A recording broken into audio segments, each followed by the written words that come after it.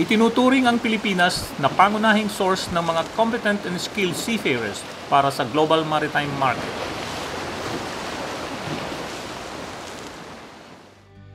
Kaya naman seryoso ang mga maritime stakeholders sa paghahanda sa edukasyon, training at pagproseso sa mga seafarers para matugunan ang malaking demand ng mga ship owners. Sa taas ng demand, hindi nakakapagtaka na maraming kabataan ang naaakit na kumuha ng maritime courses at humigit kumulang sa 20,000 estudyante ang nagtatapos ng kanilang academic requirements taon-taon. Subalit sa bilang na ito, 25% lamang o 5,000 ang mapalad na matatanggap ng industriya upang makasakay at makapagtrabaho sa barko. Karaniwang umaabot sa 9 na buwan ang bawat kontrata ng isang seafarer. Matapos ang ilang buwang paglalayag, babalik sa bansa para magbakasyon. Ito ang pinakamasarap na parte ng Timan. Uuwi na! Uuwi sa kanyang pamilya, dala ang kanyang ipon sa barko. At mula dito, ilang buwan siyang maghihintay upang muling makasakay. Dito sa Luneta, ang kinagawiang tambayan ng mga seafarers. Halos araw-araw, daan-daang seafarers ang naghahanap dito ng trabaho. Naghihintay ng pagkakataon na makasakay sa barko. Ang iba naman ay naghahanap ng mas matataas na sweldo. Samantalang ang iba naman ay nagbabakasakali na muling matanggap kahit maraming suliranin ang kinakaharap. 63 ako ngayon at saka sa trabaho ko sa barko, shipmate. 37 years shipmate ako, pero pagdating ng 63, sabi nila na age limit na. Ako, masyado kong loyal sa agency ko. Pagdating ng age limit, sinipa lang. Hindi naman lahat na tao na may kapansanan. May medical naman tayo na dapat dadaan ang proseso doon. Kung ang isang tao makapasa sa medical, isakay.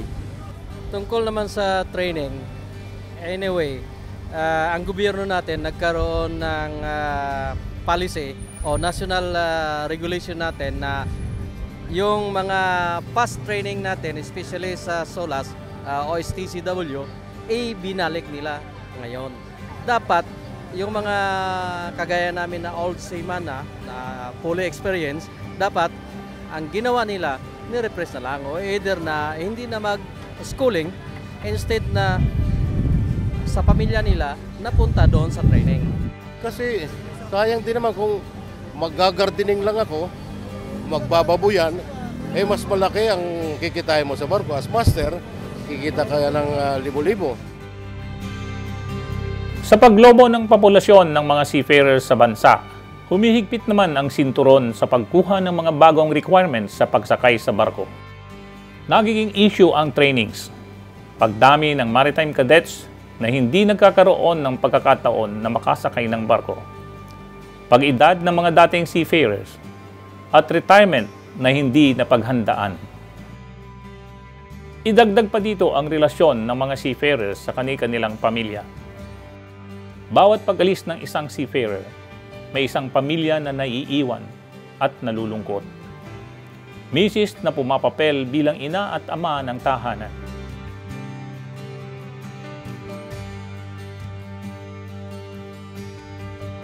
Minsan din, may magulang at kapatid o kasintahan na isinasakripisyo para sa mas magandang kinabukasan. Ito ang tinatawag na social cost, kapalit ng pansamantalang pagkawalay. Ito ang hinaharap ng bawat pamilya ng isang seafarer. Tinanong naman namin siya kung ano gusto niyang then sabi niya, magseaman na lang ako. Dalawa sila ng father niya. Seaman din yung father niya. Baga, yung kita niya, talagang nagsusustento talaga siya sa amin. Siya yung malaki ang kita kaysa sa papa niya. Iba't ibang istorya ng buhay ng isang marino.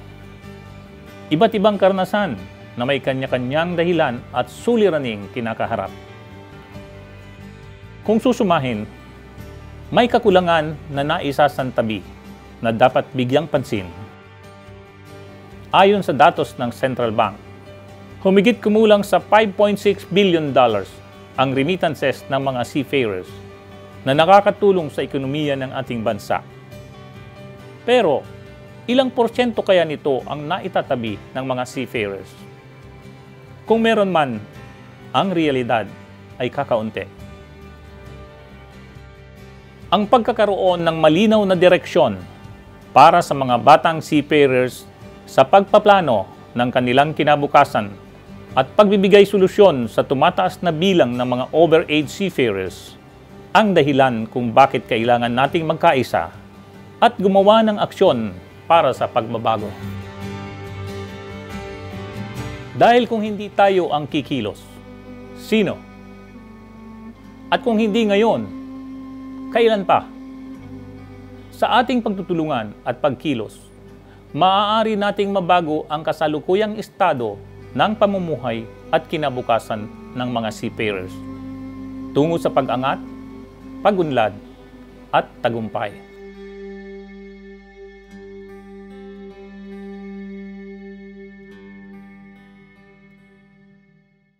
Bilang tugon sa suliraning kinakaharap ng mga seafarers, isang lehitimong samahan ang itinatag noong December 13, 2013 na ngayon may higit sa 8,000 miyembro at patuloy na nadaragdagan. Ito ang Integrated Seafarers of the Philippines o ISP. Binuo ng mga dating seafarers na ang layunin ay makatulong sa kapwa nila seafarers para mapaghandaan ang kanilang retirement at reintegration sa agos ng ating lipunan. Ito ay isang payback advocacy. Ang pagsisikap ng ISP na mabigyan ng solusyon ang kasalukuyang problema ng mga kapwa marino ang naging daan upang makipagtulungan sa iba't ibang ahensya ng pamahalaan katulad ng OWA, NRCO, SSS, PhilHealth, Pag-ibig, ECC, at mga pribadong organisasyon. Kumakailan lamang sa idinaos na Philippine Manning Convention at sa pakikiisa ng ISP sa Joint Manning Group o JMG. Iniulat ng ISP ang 3 aspeto na mahalagang tutukan ng mga seafarers at industriya. Una, ang kasalukuyang estado ng seafaring profession. Pangalawa, ang seafarers' welfare at reintegration after seafaring. At pangatlo, ang Manning Industries Corporate Social Responsibility. Ang realidad at kasalukuyang sitwasyon ng mga seafarers ay naibahagi. Kabilang na dito ang mabagal na pag-usad sa promotion ng mga opisyal sa barko, na nagiging dahilan sa mabagal din na pag-angat ng mga batang opisyal at ang pagtitiis na malayo sa pamilya kahit overage na sa posisyon dahil sa kakulangang pinansyal. Nagbigay ng rekomendasyon ang ISP bilang tugon sa problema ng mga seafarers sa pagkakaroon ng ideal career development timeline, paghahanda sa reintegration at self-imposed savings bawat kontrata. Lahat ng ito ay makikita sa handbook na may titulong Gabay ng Marino sa Pag-angat, Pag-unlad at Tagumpay. Ito ang magsisilbing general guide ng mga marino sa pagbabarko. Ilan lamang sa mga nilalaman ng handbook ang career management, managing family needs, retirement and reintegration, government benefits, at iba pang mahalagang bagay na dapat alamin ng isang marino. Ang handbook na ito ay mayroon ding rekomendasyon para sa mga seafarers na magkaroon ng self-imposed savings. Ang pagtatabi ng 10% ng kita kada kontrata ng isang marino ay katiyakan na ang perang naimpok at pinalago ay maaasahan sa oras ng pagre-retiro at sa panahon ng pangangailangan. Ang handbook na ito ay pagtutulungan ng ISP at JMG na maibahagi sa lahat ng mga seafarers ng libre. Maliban pa rito, ilan din sa programa ng ISP ang pagkakaroon ng libreng seminar para sa mga seafarers at pamilya nito tungkol sa financial literacy and awareness, entrepreneurship and how to start a business, real estate, agribusiness, and other livelihood opportunities. Regular din na isa sa himpapawid ang mga aktibidad ng ISP sa radio program Gabay ng Pamilyang Marino tuwing Sabado alas 4:30 hanggang alas 6 ng hapon sa DZIQ 990 AM band at mapapanood via live streaming sa radio.inquirer.net. Kasama rito ang pagpapalabas ng kwento ng tagumpay, mga kwentong kapupulutan ng aral at inspirasyon ng mga marino na nagsumikap magkaroon ng sariling negosyo katuwang ang kanilang pamilya na mapapanood din sa YouTube. Upang epektibong maipatupad ang misyon ng ISP na makalikha ng oportunidad sa mga seafarers, ang ISP ay nagtatag ng ISP Multipurpose Cooperative para matugunan ang pangangailangan ng mga seafarers at pamilya nito habang naghihintay na makasakay muli ng barko at matugunan din ang pangangailangan para sa kanilang mga trainings. Ang ISP Co-op ay isang financial institution na pwede ring paglagakan ng personal savings o investments ng mga seafarers. Kumakailan, ang ISP ay nakiisa bilang partner ng DOLE NRCO Seafarers Entrepreneurship Development Program at inilunsad ang NRCO ISP Business Plan Competition kung saan kalahating milyong piso ang mapapanalunan ng isang magwawagi para magamit sa kanyang uumpisahang negosyo. Isang napakagandang programa para sa mga seafarers at kanilang pamilya tungo sa pag-unlad. Mating na ako ng pre-seminar na binibigay ng Integrated Seafarers of the Philippines. Marami akong natutunan, and then at the same time na-introduce ko yung products namin. So yun, naisipan ko na ito tuloy-tuloy na hindi katulad ng mga sinimulan kong business dati, nag-aalanganin ka. And dati parang ako lang. Ngayon yung mga anak ko, katulong ko na kumbaga kasama ko na sila, and we work as a teamwork talaga. Nagpapasalamat nga ako ngayon, merong yung Integrated Seafarers of the Philippines na bibigay sila ng mga seminars sa ganun. So lumalawak yung kaalaman ng lahat. Nalaman ko yung ISP through dun sa husband ko.